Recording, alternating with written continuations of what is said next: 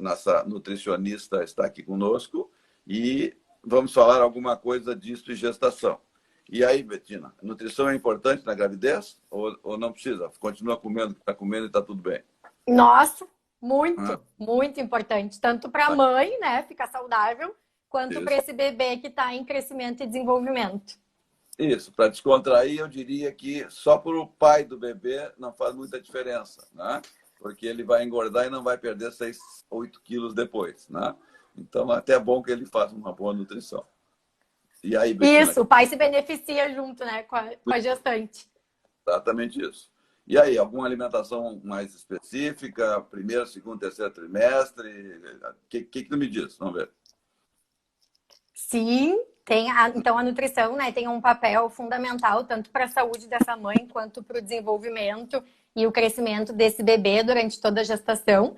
Então, a gente tem questões específicas de cada trimestre, então de ter mais apetite, menos apetite, mais enjoo, maior risco de diabetes gestacional, anemia. Então, cada trimestre vai ter as suas peculiaridades, né, em relação à alimentação, mas a gente sabe, então, que tem uma recomendação geral durante a gestação, é que essa gestante consuma comida, né? Alimentos naturais, então comida de verdade, aqueles alimentos naturais que vão ser compostos de vegetais, de frutas, de cereais e grãos integrais, de oleaginosas, sementes, leguminosas.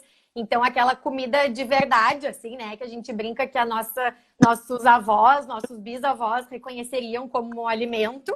Então, o mais natural possível, que isso vai garantir, então, que essa gestante vai estar consumindo os alimentos e os nutrientes necessários, tanto para a sua saúde, quanto para a saúde do bebê. Betina, tem alimentos específicos ou bebidas específicas que a grávida não pode de jeito nenhum ingerir? Ou alguma coisa parecida assim? Sim, tem então substâncias, né, alimentos ou bebidas que são contraindicadas durante a gestação ou que a gente precisa ter uma atenção maior desse consumo durante toda a gestação. Então eu gosto de dividir em quatro grupos, assim, né, diferentes. O primeiro grupo seria bem essa questão dos alimentos industrializados e ultraprocessados, então, que são aqueles alimentos de pacote que tem muitas substâncias químicas, né? Então, adoçantes artificiais, corantes artificiais, que tem aquelas listas de ingredientes enormes, né? Que são os alimentos ultraprocessados. E esses alimentos, então, a gente sabe que tem relação tanto com, desde, assim, uma alergia alimentar, né? Alguma alergia que a gestante possa ter, até questões mais específicas, assim, como alteração das bactérias do trato digestivo.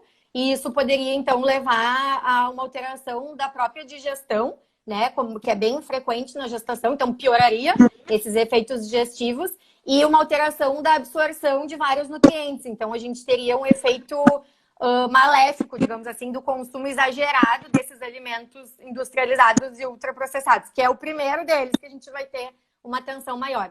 Daí, depois, vem o grupo dos alimentos que tem uma quantidade de cafeína, né? Que a gente também vai ter uma atenção maior durante a gestação, que a gente fala basicamente do café, mas na verdade seria todos os alimentos e bebidas que contenham cafeína. E daí a recomendação em relação à cafeína, né, que desde 2010, a recomendação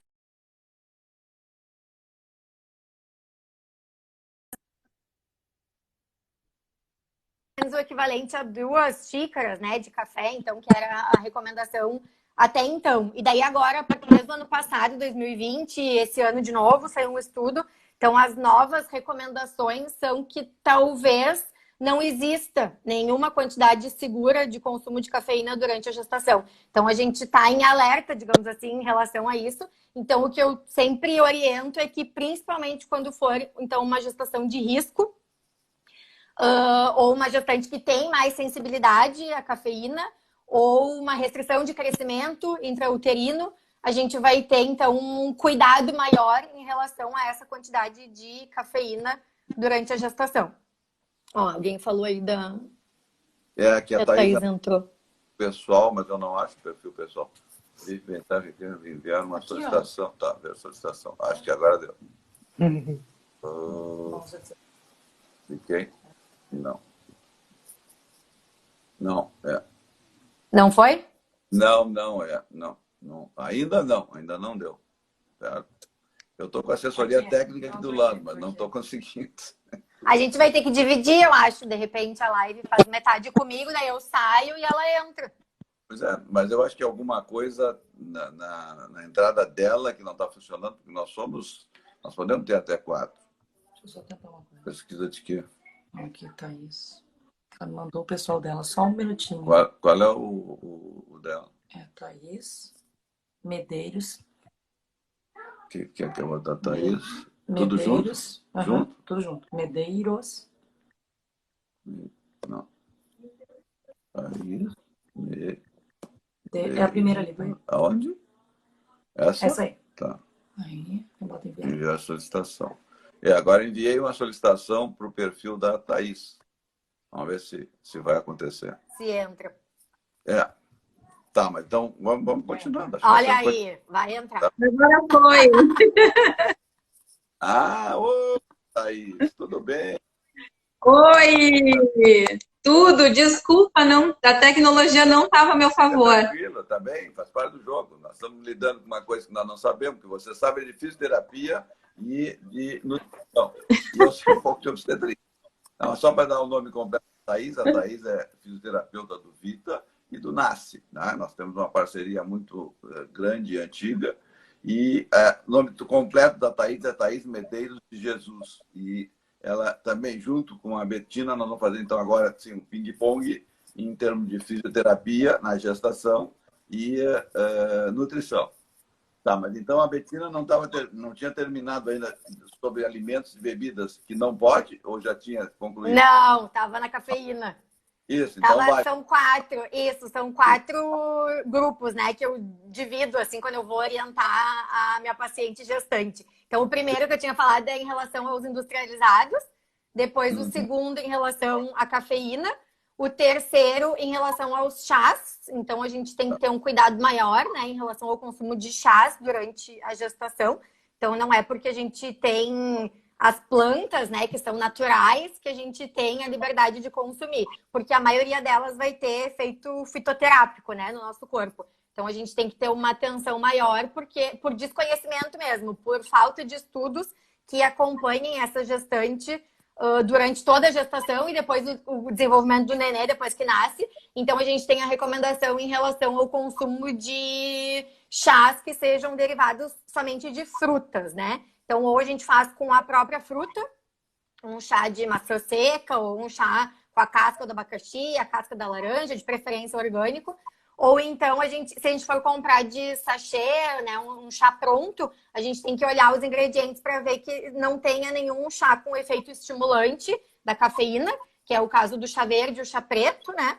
E nenhum chá que tenha um efeito diurético também, mais como o hibisco, a cavalinha. Então, para que seja realmente um chá de fruta, que seria o nosso terceiro item. E o quarto item vai ser em relação ao consumo de alimentos crus, né? Então, que é bem também discutido isso na gestação. Os alimentos crus, eles precisam ser higienizados. Então, sempre quando a gente vai pensar em salada, né? Vegetais e frutas, a gente precisa ou higienizar com solução clorada, né? Com água sanitária, ou então fazer ou cozinhar esse alimento, que daí a gente vai eliminar as substâncias patogênicas, né? Que seja os protozoários ou as bactérias, enfim, que podem estar naquele alimento. Ou então a gente precisa descascar. Então o alimento ou a gente põe de molho na água sanitária, ou a gente descasca, ou a gente cozinha. E quando a gente pensa em frutas e vegetais. E quando a gente pensa nos laticínios ou nas carnes, então a carne ela não pode ser nem mal passada, nem crua. E os laticínios precisam ser pasteurizados, né? Então, precisam passar pelo processo de pasteurização na indústria para a gente ter esse consumo seguro durante toda a gestação. Então, são os 4 pontos para a gente cuidar. Tá bem. Maravilha. Então, quem sabe agora eu faço uma perguntinha para a Thaís e tu... Assim, ó, nós vamos botar pitaco, tanto num como no outro, tá? Então para qualquer comentário que aparecer, inclusive o pessoal que está assistindo, a fazer perguntas e, dentro do possível, eu vou passando para vocês para responder. E aí, Thaís, quais exercícios físicos são indicados durante a gestação? Então, boa noite a todos. Agora estou aqui. Assim, depende do exercício, né? Não tem um exercício específico para a gestante, né? Desde que ela tenha uma liberação médica, isso é muito, muito importante. Se ela já praticava o exercício, que ela siga praticando, mas assim, não tem um específico. Ela pode fazer o pilates, ela pode fazer a hidroginástica, caminhada, vai depender do que vai dar mais prazer para ela e se ela tem essa liberação médica para fazer esse exercício. Então, assim, tem que ser exercício que seja de leve a moderado, ela não pode exagerar, ela não pode fazer uma intensidade muito grande em que ela fique exausta e cansada demais, porque isso pode ocorrer uma série de problemas para ela e para o bebê, né? Ela tem que fazer exercícios que sejam dinâmicos, que sejam exercícios que busquem trabalhar a mobilização, a respiração, toda uma ativação muscular e principalmente a ideia do abdômen e do assoalho pélvico, que é uma dos focos, assim, tem muitos, mas esse é o carro-chefe, assim, dos exercícios, que precisa ter um cuidado. Então, assim, não tem um exercício específico. As gestantes que estão sedentárias, que nunca praticaram exercício, a gente sempre pede que espere o primeiro trimestre, porque é o momento que ocorre, principalmente, os abortos espontâneos, né? Se ela já teve, então, tem que haver um cuidado. Então, eu acho que não tem um exercício específico. De preferência, exercícios que façam ela trabalhar todo o corpo, né? De uma forma.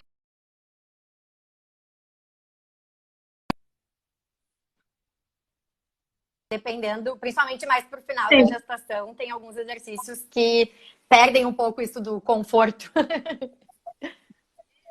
Ela. Nasce, não. Ah? Sim. Aliás, acho, né? Mas é que aí já não tá todo mundo. Convidar. Convidar quem? Essa aqui é a Betina? Betina, sim, essa. Essa é? Tá. Convidamos. Tá ruim. Diz que deu problema. Oi, Betina, não sei, eu realmente não sei o que está acontecendo. De repente, no vídeo aparece aqui, sua live foi Encerrada. Pois é. E caiu do nada. Não, é que agora eu estou tentando entrar de novo, tu entrou de novo e a minha filha, que é a Letícia, está tentando colocar a Thaís. Thaís Medeiros. Tá aí, ela já entrou. Já entrou? Mas ela pediu solicitação? Deixa eu ver. Essa aqui. Não. Tô solicitando. Vamos ver.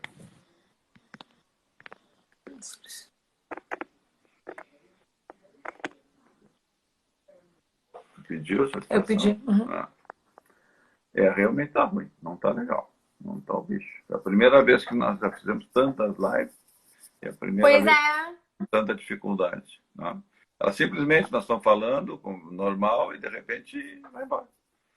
Desaparece. Aqui pra gente, o senhor ficou parado e daí daqui a pouco encerrou a live. Eu acho que isso é a internet. A princípio parece que a minha internet está dando problema. Tu conseguiu ver a Thaís? Não, a Thaís está ali, só que ela não... Ela disse que pediu, mas só que não apareceu aqui. E eu solicitei para ela não apareceu para ela também. Aqui, peraí. Aqui. Isso. Não vamos desistir. Tá aí uma barrinha aqui que a Thaís não está conseguindo participar. Não sei. Enviar a solicitação de novo.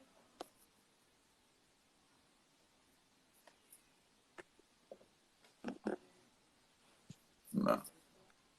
Aí. Foi. Tá danado, tá aí. Não tem nada a ver contigo. Tem que ver. Tem que ver. Tá? Tem que ver. Tá, mas para continuar. Tá tudo certo. Assim, ó, chá de camomila pode? Perguntaram, né, ali. Então, o chá de camomila, ele entra na ideia das plantas com efeito fitoterápico, né? Porque a gente, por exemplo, quando a gente quer dormir melhor, a gente toma um chá de camomila para ele dar aquela acalmada. Então, tem algum efeito fitoterápico no nosso corpo. E daí, na gestação, a gente evita o consumo frequente, né? De maneira pontual. Então, se essa gestante for tomar uma xícara de chá de camomila agora, não vai acontecer nada. Mas de maneira frequente, assim, na gestação, a gente evita por falta de estudos que garantam que essa planta não tenha problema de ser consumida na gestação. Então, eu oriento sempre as pacientes que de maneira pontual, ok, mas de maneira frequente, o ideal é ficar só com chá de fruta mesmo, se for ter um consumo frequente. Questão também de quantidade, né? Tem a história do chimarrão, né? Realmente, tá bom, tomar normalmente um chimarrão, brincando assim como gente normal, tudo bem. Vai tomar 5 de água de chimarrão. Não tá com... Exatamente. Alguém para nos aliviar aqui disse, olha, que a internet está muito ruim para todos, não é só com vocês. Muito obrigado pelo carinho, mas realmente muito chateado quando acontece isso, porque eu realmente não sei solucionar. Deixa eu passar mais uma para a Thaís, depois eu volto para ti. Tu já foi no chá de camomila. Quais os benefícios do exercício físico na gestação, Thaís? Que benefícios? São muitos. Tá bom, então Tem muitos. Tá. Então, o que acontece, né? As gestantes, elas têm uma queixa maior de musculoesquelética, né? Então, sempre tem aquela questão da lombalgia, de toda a mudança de centro de gravidade, ela acaba tendo uma anteriorização da pelve, então aumenta essa hiperlordose. Então, o que o exercício ele vai fazer? Ele vai fazer com que essa gestante ela consiga melhorar essa conscientização corporal dela. Então, ela consegue amenizar essas dores, porque ela começa a fazer um exercício, começa a se mexer, porque a tendência, se ela é a primeira gestação, muitas vezes elas têm muito medo, né? Então, elas têm medo de se mexer, têm medo de... Elas ficam, eu digo que elas são uns cristalzinhos, assim. Então, ela vai muito devagar. Quando já está numa segunda gestação, assim, elas já conseguem encarar melhor isso.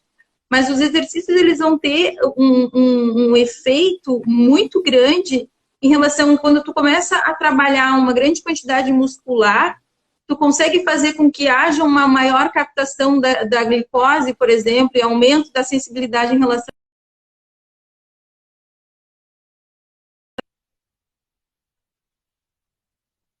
É super importante, há um controle, o exercício vai auxiliar no controle e no ganho de peso, então também vai haver um cuidado. Deixa eu ver o que é.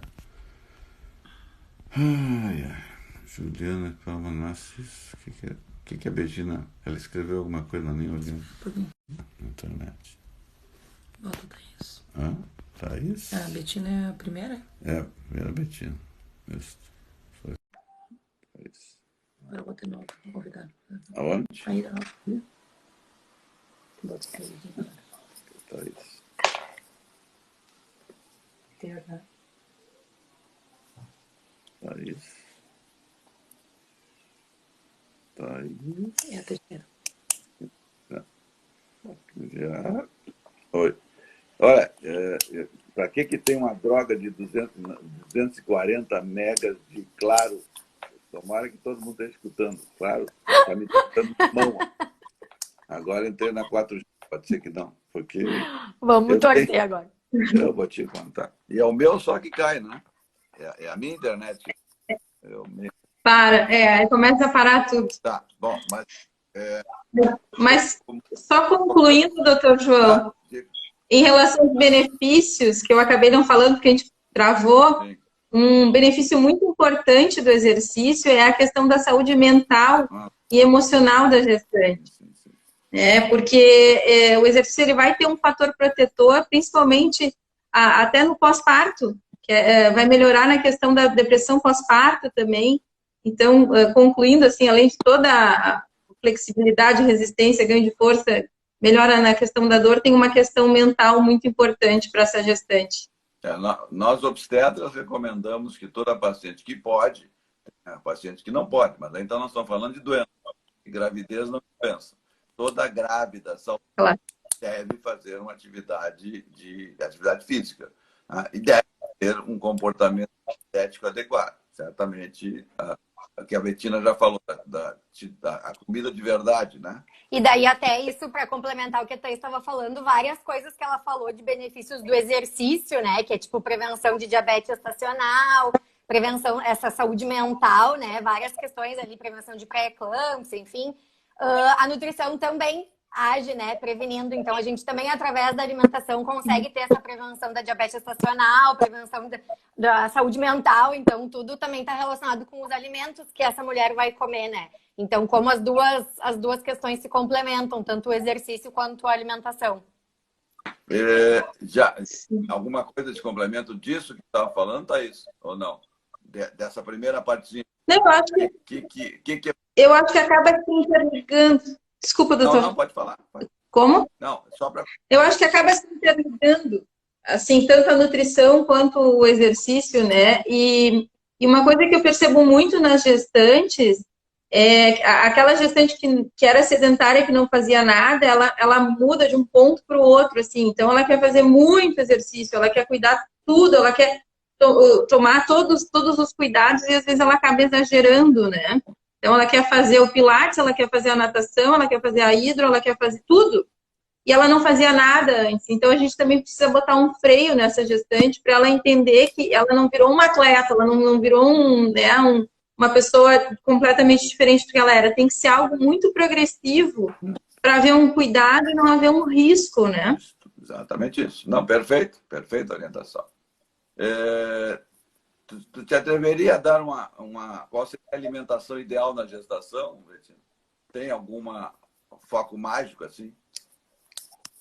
A ideia da comida de verdade, então, que eu tinha falado antes. Então, os alimentos mais naturais e saudáveis possível, assim. Não tem nenhum alimento que seja insubstituível. Isso é uma coisa que eu sempre falo para as pacientes. Às vezes a paciente não gosta de um alimento ou não gosta de outro. Então, a gente sempre consegue fazer as adequações nutricionais, né, de acordo com as preferências e a individualização dessa paciente. Então, para que atinja os nutrientes de maneira adequada, né, tenha esse aporte nutricional adequado, com comida, né, com alimentos de verdade, assim, mas não tem nenhum alimento que seja o mais importante ou que seja insubstituível durante a gestação. De modo geral, o alimento de verdade, melhor, não é alimento de verdade industrial, ou industrial pode ser de verdade? Se o industrializado, ele pode ser, porque ele pode ser minimamente processado, né? Então, se a gente tem, por exemplo, sei lá, um iogurte natural, sei lá, por exemplo, ele é um alimento que veio da indústria, né? Mas ele pode ser minimamente processado, que é com poucos ingredientes, seria só o leite pasteurizado e o fermento lácteo, ou ele pode ser cheio de aditivos, que daí ele já vira um alimento ultraprocessado, né? Os dois são industrializados, mas um ele é mais próximo do natural, se eu fosse fazer em casa, e o outro já tem mais corante, tem adoçante, tem uma quantidade grande de açúcar, então ele acaba sendo ultraprocessado, e é esse que a gente tem que ter mais cuidado na gestação, que ele tem mais aditivos, né? Mais substâncias químicas que o minimamente processado. Dá para dizer que todos esses congelados que tem 2 carteiras no supermercado da cidade, tá? Todos eles estão condenados na gestação, ou tu tem que ter cuidado e ver o que tu pode ou não pode usar? Porque hoje em dia se usa muito congelado, né? Por questão de praticidade. Não tem muita gente trabalhando, então... E aí? O que tu me diz? E aí depende dos ingredientes mesmo, porque se tiver um alimento congelado que é mais... Claro, a gente tem as opções de congelado mais caseiros, né? Que tem várias empresas pequenas que fazem alimentos congelados que são bem caseiros. A gente só tem a praticidade de ir lá comprar e ter no nosso freezer. E tem os alimentos industrializados, que são mais ultraprocessados, né? Que tem um tempo de prateleira maior e daí eles são menos naturais. E daí a gente vai ter a maioria que tem no supermercado comum, a maioria vai ser muito ultraprocessado. Então, pelos ingredientes, pelo tipo de gordura que usa, pela quantidade de sal que tem no alimento. Então, a maioria não fica recomendado. Mas pelos ingredientes a gente consegue ter uma ideia. Então, se eu tiver um alimento que é com ingredientes conhecidos, que nem eu brinco, né? Que a gente lê a lista de ingredientes, eu conheço tudo que tem ali. Então, ele fica muito próximo do que eu faria em casa. Agora, se na lista de ingredientes começa muita coisa que eu nunca ouvi falar, uns nomes muito diferentes, então é porque ele fugiu muito da comida de casa, né? e daí a gente evita do consumo frequente. Se for de forma pontual, ok. Mas de maneira frequente, geralmente eu oriento que tenha alguma dessas marmitas mais caseiras, assim, uma empresa menor que faça marmitas congeladas mais caseiras e que daí essa gestante poderia fazer um consumo frequente, inclusive diário. Aí tem várias marmitas aqui em Porto Alegre. Certamente tu orientaria, a princípio, se possível, não esses congelados de tipo bastantão. Não que sejam ruins, falando que é ruim. Tem bastantão muito bom, né? Mas quando é grande a produção, a tendência é não ser muito uma comida de verdade. É isso aí? Isso, exatamente. Tá. Então deixa eu voltar para a Thaís. A Thaís já disse que tem que fazer exercício, já disse que tem benefícios. E poderíamos dizer assim, quais são dos exercícios físicos que tu tem que avaliar na gravidez? Que elementos do físico tu tem que fazer uma avaliação e mandar fazer? Tem que ver, alguns elementos são importantes de todos os exercícios, né, doutor? Então, é o tipo de exercício. Esse exercício vai ser um exercício aeróbico, né, cardiorrespiratório, vai ser um exercício mais na questão músculo-esquelética, ela vai fazer um pilates, uma musculação, sempre leve, né? A intensidade do exercício, como vai ser? Então, assim, ela não pode fazer um exercício que ela fique completamente exausta, ela tem que ficar levemente, ligeiramente, vamos dizer, cansado, não pode ser algo assim extenuante. Né? Então, assim, a questão da progressão, como é que ela começa esse exercício? Ela não vai fazer todos os dias se ela não fazia nada. Né? Então, ela começa devagar, ela começa 1, 2 vezes na semana. O ideal seria 3. Tem gestantes que fazem todos os dias. E o tempo e a frequência, né? Então, ela pode fazer 3 vezes na semana, em geral, assim, de 30 minutos. 30 minutos é um bom tempo, né? 30, 45 minutos. Então, esses elementos têm que ser tem que estar muito atento a essa gestante para ela não extrapolar. Porque, assim, ela está bem, assim como ela está muito bem, de repente, a linha é muito tênue para ela começar a ficar mal. Né? Então, assim, eu estou bem, eu não sentia nada e ela exagerou. Então, assim, tem que dar uma puxada no freio, mas, assim, não tem que ficar parada, mas também nem 8, nem 80, né? Nem tanto ao céu, nem tanta terra. Ela tem que ter um caminho do meio. Né?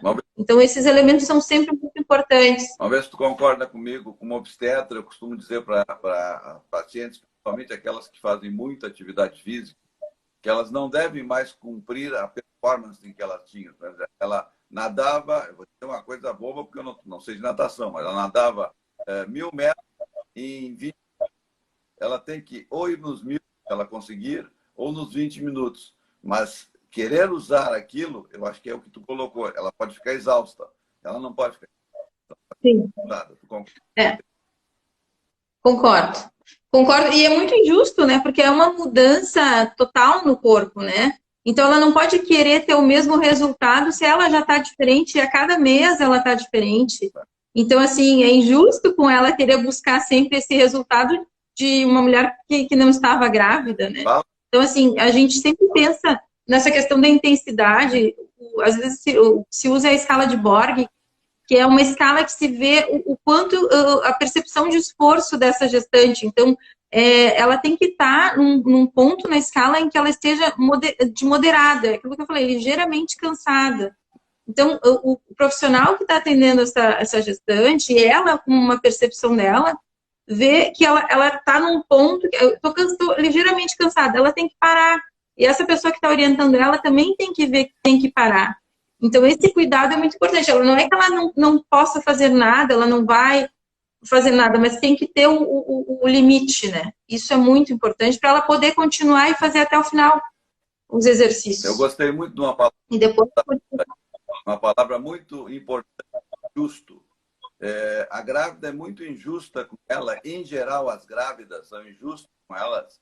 Tanto quanto tu falou agora nisso, pode dizer, mas agora eu sou uma fraca. Agora não, ela está no estado gravídico. Quanto ao se comparar com ela mesma, né? E feia ou bonita. Eu era assim, agora olha essa barriga, olha o seio. Ela tem que se comparar com as grávidas. É injusto ela comparar com ela mesma, porque nós estamos falando de maçã e banana. Não tem nada a ver com a mesma coisa. Tá?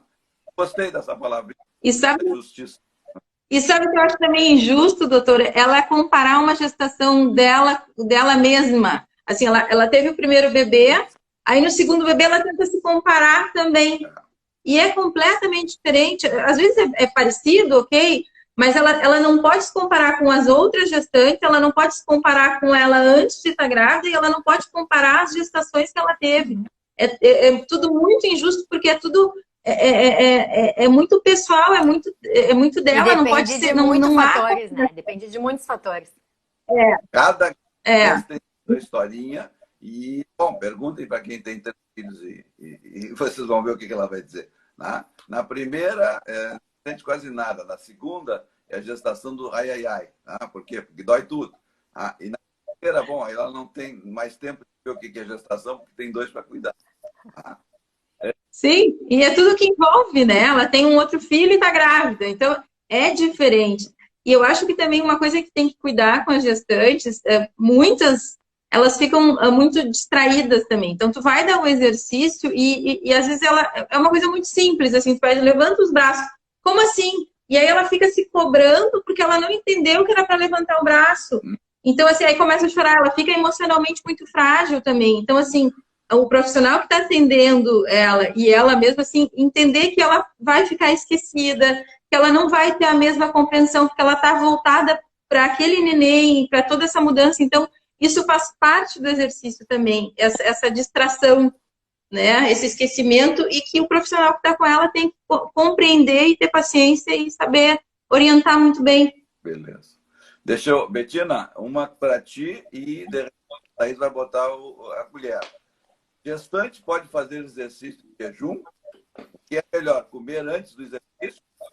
Primeiro a Betina, depois a Thaís. Se sente diferença, né, nas pacientes que comem. Concordar com tudo, certo? Podemos concordar. Mas... Exatamente. Aí, então, o exercício físico em jejum, quando a gente pensa assim, exercício físico em jejum, eu penso naquela paciente que acordou e vai fazer o exercício, né? Então, aquele exercício em jejum pela manhã. E daí, durante a gestação, não é recomendado que essa gestante faça exercício sem comer nada antes. Não que ela precise fazer o café da manhã, né? Que seria uma refeição bem completa. E isso vai depender do tempo de jejum que ela vai ter. Então, digamos que ela vai acordar e vai fazer o exercício daqui a, sei lá, 20, 30 minutos. A gente vai ter que colocar um alimento de fácil digestão para ela não ficar desconfortável durante o exercício. Principalmente quando a barriga vai crescendo, né? O nenê vai crescendo, vai ocupando espaço, vai apertando o estômago. Então, a gente precisa ter alimentos de mais fácil digestão, como, sei lá, uma fruta ou um copo de água de coco, que seja, ou um copo de suco, porque ela vai ter um intervalo pequeno, então, entre a hora da refeição até a hora de começar a fazer o exercício. Mas a gente não recomenda que faça em jejum, justamente porque um dos sintomas da gestação é a diminuição da glicemia, né? Principalmente de manhã em jejum. E diminuição de pressão, então ela pode sentir algum desconforto durante o exercício. A gente pode ter uma liberação de corpos cetônicos, dependendo do tempo de jejum que essa gestante tá. Então, dependendo do horário que ela fez o jantar, né? Então, a recomendação, ela em relação ao exercício, ela é bem individual, digamos assim, né? O que essa gestante vai tolerar comer. Mas quanto menos tempo de jejum a gente tem, então quanto mais perto ela for comer do exercício, menos volume a gente vai colocar. Então o café da manhã vai acabar ficando para depois. Então antes vai fazer uma refeição pequena e depois vai fazer uma refeição maior, como seria o café da manhã. E se a gente tiver mais tempo, então acima de 1 hora, então ela acordou, fez o café da manhã com calma e depois vai fazer o exercício daqui a 1 hora, 1h30, 2 horas. Daí a gente vai pensar em refeições mais completas. Daí poderia fazer o café da manhã todo e daqui a 1 hora, 2 horas vai fazer o exercício. Então, a recomendação em relação ao exercício em jejum é essa. Tá bem. Algum pitaco aí, Thaís? Ou não, tá bem? Concordo inteiramente com a Betina. Não, eu acho que a Betina respondeu assim para mim, porque muitas gestantes chegavam dizendo, eu não quis comer porque eu tô meio enjoada, ou eu recém tomei café da manhã. Eu sempre pedi que fossem nutricionistas, que houvesse esse cuidado, né? Eu não sou nutricionista, mas assim, eu pedia que fizesse refeições, mas refeições leves, né? Evitasse que comesse, viesse para aula, esse cuidado, assim, para ela não se sentir mal. E hidratação também, sempre depois da aula, início da aula, eu levava para tomar uma água, pedia para levar um copinho de água para a sala, assim, então sempre um cuidado, tá sempre mais atenta, né? Para um pouquinho, toma uma água. Então, eu acho que essa atenção tem que haver, então essa interdisciplinariedade tem que existir. Eu não sou nutricionista, mas eu tenho que estar atenta a isso para ela não passar mal durante a aula, né? E também nem no exagero e nem na falta, né? Então, acho que esse é o cuidado. Já vou Exatamente. botar um pitaco em uma pergunta. A pergunta e se for no final da tarde, então, com 6 horas, pode ter só almoçado? Alguém perguntou. Eu disse, olha aqui, ó, eu como obstetra já vou dizer, a grávida tem que comer pouco e seguido. Ela pode ficar do meio-dia até 6 sem comer nada. Mas, e aí, pode apesar do almoço ser uma refeição completa, né? Então, quanto mais completa é a nossa refeição, mais tempo em jejum a gente poderia ficar, porque a digestão é mais lenta, então, né, dependendo da gestante vai ter mais desconforto. Mas a gente cuida sempre para não passar de 4 horas do jejum. Então, por exemplo, se a gente for pensar que o almoço foi meio-dia, se o exercício for às 3 da tarde, que daria umas 3 horas depois, ela não precisaria comer nada antes. A não ser que ela sinta fome. Mas se ela está confortável, não precisaria comer, porque tem 3 horas de jejum. Agora, se o exercício for após as 4 da tarde, provavelmente vai precisar, porque o tempo de digestão do almoço já vai ter sido suficiente, esse intervalo de 4 horas, e daí já começa a sentir mais esses desconfortos, né? Que seria essa queda de pressão, a queda de glicose, então mais desconforto durante o exercício. O que essa mulher vai comer já vai ser mais individual, porque eu tenho algumas pacientes que, quando comem muito, acabam, principalmente quando comem mais proteína ou mais gordura, tipo os ovos ou laticínios, iogurte, alguma comida que faça mais volume ou que tenha um pouco mais de proteína e gordura, vai sentir desconforto durante o exercício. Vai ficar ou com refluxo, ou com azia, ou vai sentir estufamento e o exercício, dependendo do exercício, não vai ter o mesmo rendimento. E assim como tem pacientes que se comem pouco, comem só uma fruta e vão fazer o exercício, podem sentir fraqueza, né? Porque não foi suficiente aquilo que foi consumido. Então, a gente vai adaptando de acordo com essa gestante e de acordo com o tempo de jejum que ela vai ter. Então, dependendo do intervalo, a gente vai botar uma refeição maior ou menor. Mas uma refeição no final, um exercício no final da tarde, pensando que ela só almoçou ao meio-dia, vai precisar de um lanche um pré-treino, assim, né? Uma refeição pré-treino, sim. Tá. Thaís, eu não estou te escanteando, mas assim, até fico pensando, tipo, por que eu pergunto só para a Betina? Ela só comer, né? Ela não gosta de fazer exercício, mas tá bem. Deixa eu só perguntar para exercício cansa. Não quer fazer. Betina, que adoçantes pode usar? Que tipo de adoçante? Pode usar ou não pode usar? Primeiro eu sempre penso se tem necessidade, né? Então, se não tem necessidade de consumir adoçante, melhor, porque ele é considerado, então, um aditivo, né? Se for adoçantes artificiais, que é o caso do aspartame, da sacarina e do ciclamato, o ideal é que não tenha um consumo frequente. E a gente precisa cuidar nos alimentos industrializados que podem ter lá na lista de ingredientes. E se for os adoçantes naturais, né, principalmente a estévia e os polióis, né, que é o eritritol, o xilitol, a gente tem um pouco mais de segurança porque eles são naturais. Então, mas, de qualquer maneira, eu não oriento que se faça um consumo muito frequente, não. A não ser em casos muito específicos, assim, que precisa ter um controle de glicemia por diabetes estacional. Então, precisa ter um acompanhamento mais de perto, assim, senão vai ser um consumo menos frequente. Thaís, quais os efeitos a mulher pode sentir após os exercícios? Principalmente aquelas que são mais sedentárias. Elas vão sentir cansaço, fadiga, elas vão ter uma mudança na percepção do esforço delas. Elas vão ter uma sensação de que elas fizeram mais esforço do que elas realmente fizeram, né? Pode haver um aumento, vai haver um aumento na frequência cardíaca dela. Ela pode estranhar, tô me sentindo mais cansada, mas é assim, é toda uma alteração, pode ter câimbras também, é toda uma alteração porque o corpo dela está em constante mudança, né? Então, essas são as sensações que eu digo assim, ruins, assim, ela tem uma diminuição do rendimento dela, mas tem a parte boa, né? Ela vai sentir um alívio na dor, né? Tá mais fácil, então vai cansar, mas ao mesmo tempo também vai ter o benefício do movimento, né? Incha menos, mas o rendimento, né, vai cair. Incha menos. Vai inchar muito menos. Tem mais sim, hormônios de tem todo que são liberados, então. Isso. Muita endorfina. Top.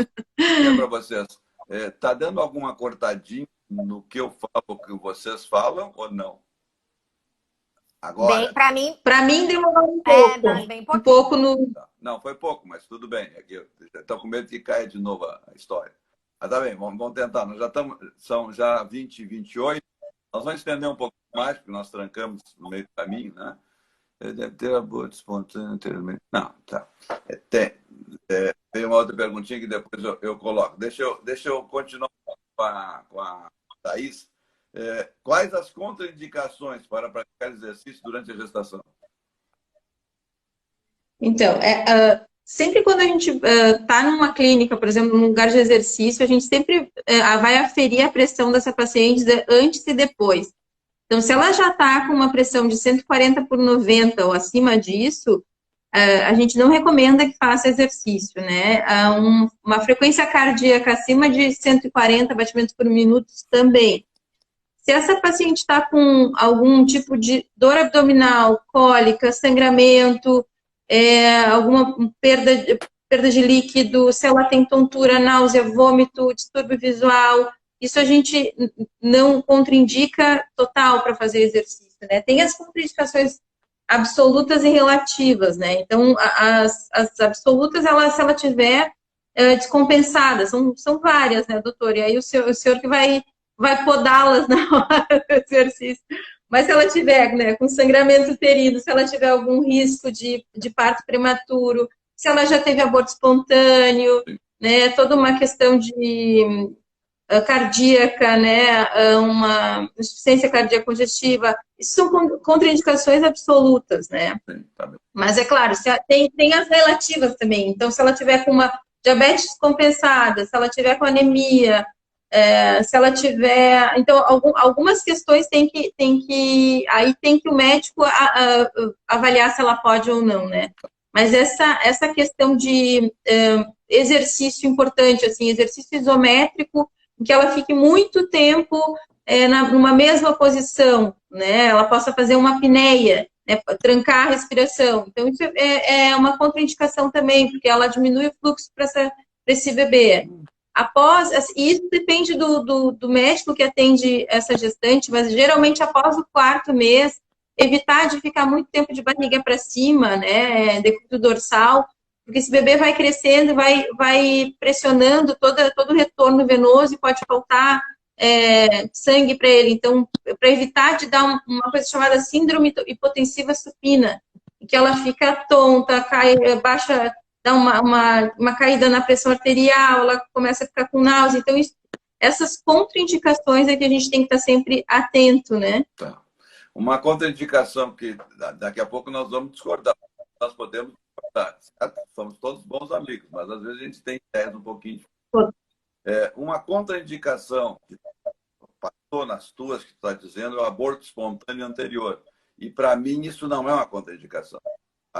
E tem uma pergunta aqui. Cuidados tem uma que abortou espontaneamente numa segunda gestação? A princípio, se uma mulher teve um abortamento espontâneo e esse foi o primeiro, ela é absolutamente normal. Ela faz parte de uma seleção natural do corpo que, se vocês não sabem, todas passem para o resto do pessoal. A cada 5 mulheres engravidas, uma vai ter um aborto espontâneo. Isso chama-se seleção natural. A cada 5 mulheres, 5 no mínimo, pode ser um pouquinho mais.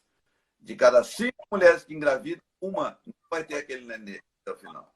Isso, em geral, é uma tragédia, mas medicamente falando, tem que ser muito bem explicado, porque chama-se seleção natural. que aquele serzinho foi formado e o corpo detectou que tem algo errado, ele tranca e bota fora. Tá? Isso é o abortamento espontâneo. E nesses casos, realmente, eu tenho colegas que recomendem repouso. Eu não recomendo repouso. É absolutamente... Teve 3 abortos de repetição. Tá bom, aí vamos ver o que vai acontecer. Mas, a princípio, 2, não vejo... 1 ou 2, não vejo. Tá? É por isso, doutor João, que a gente sempre fala assim, que é muito importante a questão da liberação médica, né? Então, vai de cada médico. Eu sempre sigo a orientação do médico, eu procuro conversar com o médico que está atendendo essa gestante, porque tem que ser conforme a visão dele, né? Então, como é? Eu quero que tu repouse, eu não quero que tu repouse. Então, esse cuidado a gente precisa seguir. Mas eu tenho pacientes que já tiveram um aborto espontâneo e eu noto que elas vêm com um pouquinho mais de medo. Mas se tu consegue dar uma segurança, explicar por que tu está fazendo aquele exercício, né, ela vai diminuindo o medo e vai fazendo o exercício. Então, tirar aquele medo dela, se ela já está com a liberação, está tudo certo. Exatamente. Mas a gente tem um cuidado nesse sentido. Tu conhece a história antiga, eu sou bem antigo, que gato escaldado tem medo de água fria. Tá? Então, mesmo que eu explique, é uma seleção natural, foi bom, isso é melhor, porque esse nenê poderia ter feito, a pessoa vai sentir. Ela não queria perder aquela gestação. Mas aí, já entendo, é normal sentir mais a pelve após os exercícios? Fica mais sensível após os exercícios? É uma pergunta que veio agora. E aí? O que acontece a partir do 4º mês, elas começam a liberar a relaxina, né? Que é um hormônio que deixa os ligamentos tudo mais frouxinhos, assim. E isso, elas acabam tendo um pouco mais de dor na região do sacro, aqui atrás da pelve. Então, porque, claro, toda essa região está sendo mais, fica mais flexível, principalmente para deixar essa pelve pronta para esse nenê nascer. Então, geralmente, quando as gestantes fazem exercícios, elas acabam sentindo, geralmente, por isso, porque é uma região ou que ela está muito parada, que ela tem medo de mexer, porque ela está sentindo dor. E aí, quando mexe, às vezes fica um pouquinho de dor por causa dessa relaxina que está soltando toda essa região aí. Uma colocou aqui, ó, bem isso, sensação de estar solto. Realmente é isso, mas é diferente. Betina, me explica aqui, o que é essa proteína whey protein? O que é isso? Que gestante pode fazer uso disso? Isso é específico para quem faz exercício? O que é isso? Isso, é um suplemento à base de proteína, que é muito comum de ser consumido em praticantes de exercício físico, né? A gente brinca até que às vezes a pessoa se matricula na academia e já compra o pote de whey protein, assim, tá bem associado um com o outro. Isso não é boleta, né? Isso não é É a proteína do soro do leite. É um pó, na verdade, né? Que é a proteína do soro do leite isolada. Então, quando a gente pensa... Então, quando a gente pensa... Sempre quando eu penso na gestante, tem muitas mulheres que engravidam usando, né? Estão usando whey protein, porque, enfim, fazem exercício e precisa desse consumo proteico aumentado. E engravidam e daí querem saber se continua tomando, se pode tomar, se não pode tomar, se precisa tomar. Então, a primeira coisa que eu penso é a necessidade de tomar um suplemento à base de proteína. Então, se a gente consegue comer alimentos com proteína, o alimento ele vai ser muito mais completo do que uma proteína isolada. Então, no alimento, além de ter proteína, eu tenho vitaminas, minerais, fibras, carboidratos, enfim, eu tenho um monte de nutrientes ali que não seja só a proteína isolada. Então, a primeira coisa que eu sempre penso é qual a minha necessidade. Se não tem necessidade, deixamos o whey protein de lado para outro momento. Geralmente, a intensidade do exercício também muda. Então, é difícil essa gestante precisar de uma necessidade tão grande de proteína, né? Ao ponto de precisar usar um suplemento isolado. Mas também tem uma questão que, conforme a gestação vai avançando, né? Principalmente no último trimestre, a necessidade de proteína aumenta. Então, ela vai aumentando conforme a gestação vai evoluindo. E no último trimestre é o período de maior necessidade nutricional, né, de proteína. Para o crescimento e desenvolvimento do nenê. E tem algumas mulheres que no último trimestre sentem desconforto quando comem muita quantidade, ou a quantidade recomendada de proteína para gestação, porque tem uma digestão um pouco mais lenta. Então, a vantagem do whey protein, do suplemento à base de proteína, é que ele tem uma digestão mais rápida do que se a gente for comer uma carne ou ovos, ou for comer uma proteína de origem animal, né? Que também seria uma proteína mais completa. Então, seria pela parte de digestão e pela praticidade, né? Que como é um suplemento, eu posso levar na bolsa, enquanto às vezes um alimento eu não vou ter essa mesma praticidade. Então, as únicas situações que fariam, talvez, ter uma recomendação de suplementação de proteína é quando a gestante não está conseguindo comer a quantidade de proteína recomendada para ela durante o último trimestre, principalmente, ou quando não tem a opção de levar algum alimento que tenha fonte de proteína, né, para consumir ao longo do dia. E daí a gente sempre pensa no whey protein, então no suplemento à base de proteína mais natureba possível, porque não adianta ser um suplemento que tem um monte de corante, um monte de adoçante artificial e um monte de substâncias industrializadas. Então ele precisa ser um whey protein, se for usar natureba, né? Que não tenha nenhum desses aditivos, assim. Então, é isso. Também é um ajudante, né? Um ajudante. Tem que saber. A primeira história é essa. É uma atleta. É olímpica. Quis engravidar, 9 meses ela não vai ser atleta olímpica. Ela tem que parar com isso. Tá? Assim como para o hipismo. Tá? Então, realmente tem que estar em forma, linha. Qualquer uma que faça hipismo, sabe que o cavalo, um amigo, leal, não sei o quê, de repente ele refuga em algum lugar. E ela cai. E a barriga cai. Tá? Então, durante a gestação, nós temos que ter controle. Nós temos que ter cuidado, porque é um estado diferente. Tem que abrir. Quanto tempo, Thaís, após o parto, posso voltar a fazer minhas atividades físicas? 1 milhão. Então, isso também vai depender do médico, né? Mas em geral, assim, panorama geral, depende do tipo de parto, se foi um parto normal ou se foi cesárea, se houve alguma intercorrência. Então, em geral, se ela teve um parto normal e não houve nada, intercorrência em torno de 30 dias, com liberação médica, ela volta, mas assim, sempre de forma gradual, né? E se for um parto cesariana, ela acaba tendo liberação em torno de 60 dias, mais ou menos, porque tem toda a questão dos pontos e tudo mais, e sempre de forma progressiva, né? Concordamos. E concordamos? Uma coisa que, como caiu a live, eu acabei não falando, em relação aos exercícios, que tu acabou falando, doutor João, do hipismo, por exemplo, alguma contraindicação também são exercícios de competição, exercícios em que, por exemplo, uma luta, né, que ela fazia, deixar de fazer alguma coisa qualquer exercício que possa haver um trauma abdominal, né? Então, isso é muito, muito importante ela evitar. Então, troca o exercício, mas um exercício que ela tenha estabilidade, que ela não tenha risco de cair. Então, isso também é bem importante. Luta, normalmente se entende, né? Agora, andar de bicicleta, ninguém entende, que é proibido. É a mesma coisa do hipismo, é a mesma coisa do jet ski. Como vai cair na água? Quem já foi jet ski sabe que cair na água é uma paulada. Tá? Então, realmente, não faça nada que o risco de queda. Tá? Uma ideia boa é isso. Eu vou subir numa escada. Tá? Subir com o neném na escola? Não, eu não vou subir. A grávida tem que se comparar com isso. Pode ser que ela já esteja com o neném dela no colo. Não faz coisas que ela faria com o neném no colo. Gurias, nós estamos encaminhando o nosso final. Betina, o que tu queria de recado final para essas barrigudinhas? Não, eu só queria completar ali que a Thaís falou do pós-parto, né? Eu então, acho que a de internet que momento resolveu dá para retomar o exercício. nos tirar fora. Tá me ouvindo? Nesse momento. Alguém? Acho que travou um pouquinho do... Trancou? João. Tá voltando. Acho que tá voltando que a gente escuta a voz. A gente tá ouvindo.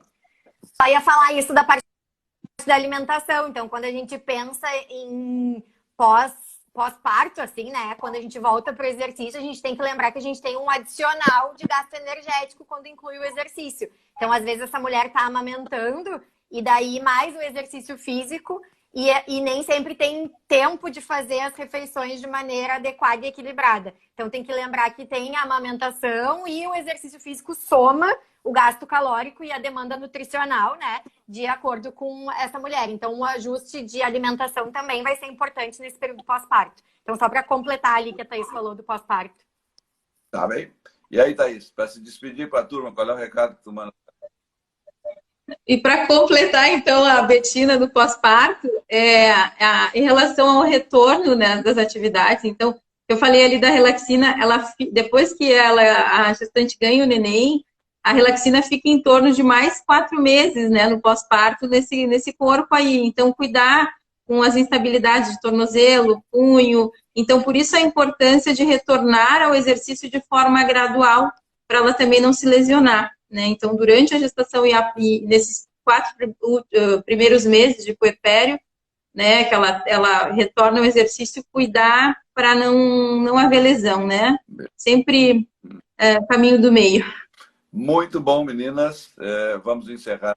Nós já estamos mais de 15 minutos, mas acho que foi bom. Já teve várias pessoas se manifestando aqui que gostaram.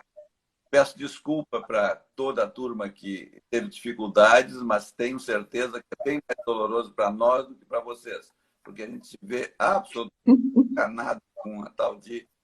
Vou repetir de novo para quem não viu. Uma tal de Claro 240 mega, uma droga que me deixou na mão usando o 4G.